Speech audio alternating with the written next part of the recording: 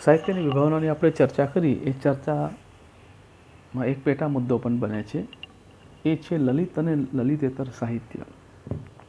જેમ કલામાં લલિત અને લલિતેતર કલા હોય છે, તેવી જ રીતે સાહિત્યમાં પણ લલિત અને લલિતેતર સાહિત્યનો સમાવેશ થાય. જેમ લલિત કલાઓ આનંદલક્ષી છે અને લલિતેતર કલાઓ ઉપયોગિતા સાથે સંકળાયેલી છે, તેવી જ રીતે લલિત અને લલિતેતર સાહિત્ય બંને વચ્ચે પણ ભેદ છે.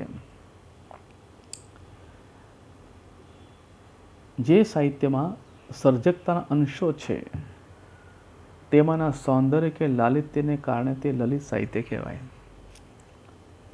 લલિત સાહિત્ય આપણે કોને કહીશું? જે સર્જનાત્મક સાહિત્ય છે, અને એમાં ખાસ કરીને જે સાહિત્યમાં સર્જનાત્મકતાના અંશો છે, તેમાં સૌંદર્ય પ્રગટે છે, એના કારણે એના લાલિત્યના કારણે આપણે એને લલિત સાહિત્ય કહીએ છીએ.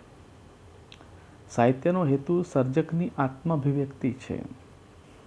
અગાઉ આપણે વાત કરેલી કે સાહિત્ય સર્જકની આત્માભિવ્યક્તિ છે. સર્જકને આંતરિક સ્ફુરણા થાય છે,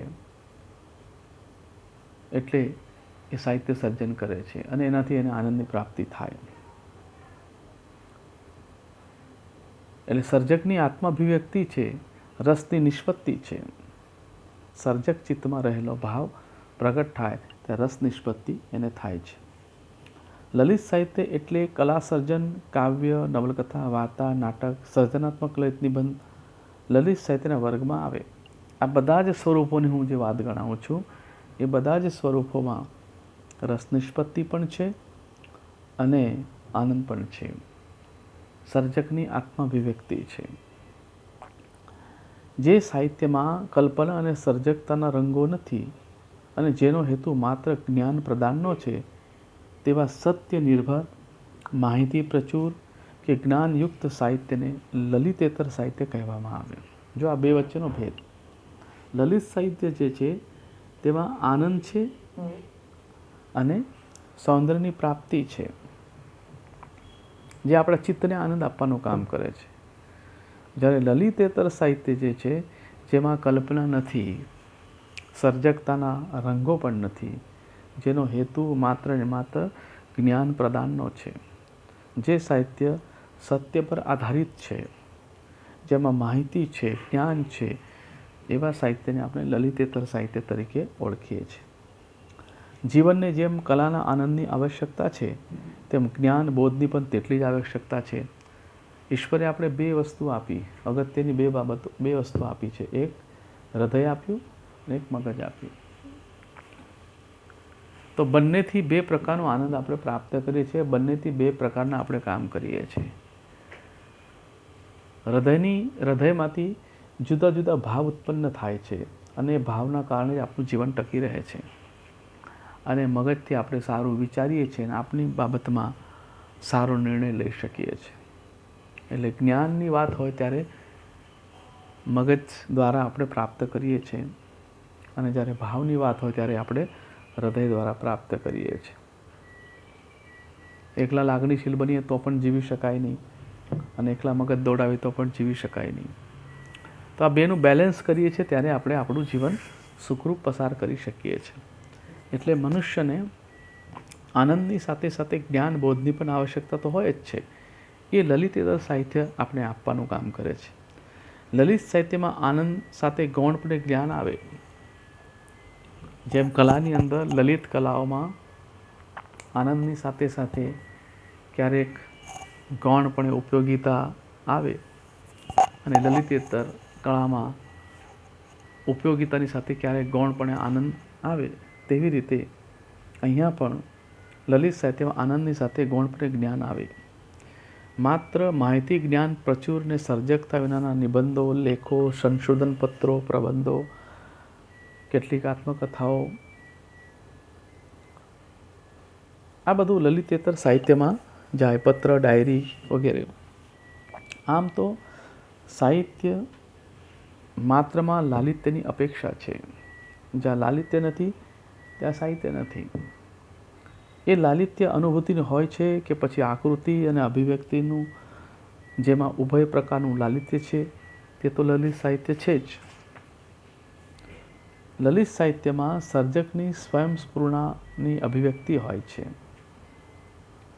જ્યારે લલિતેતર સાહિત્ય કેટલેક અંશે બૌદ્ધિક વ્યાપાર છે, તેમાં પ્રતિભાના અંશો ઓછા હોય. સર્જનાત્મક સાહિત્ય લખવા માટે વ્યક્તિ પાસે પ્રતિભાની આવશ્યકતા પડે છે,